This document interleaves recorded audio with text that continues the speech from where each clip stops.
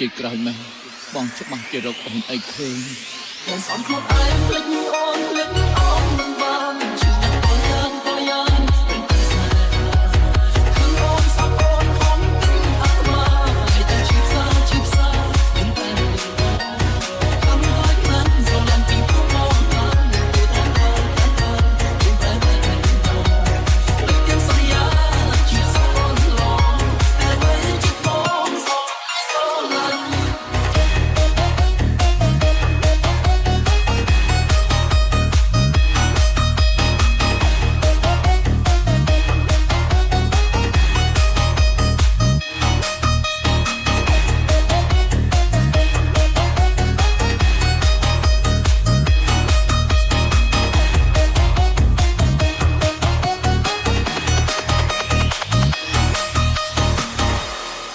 Welcome to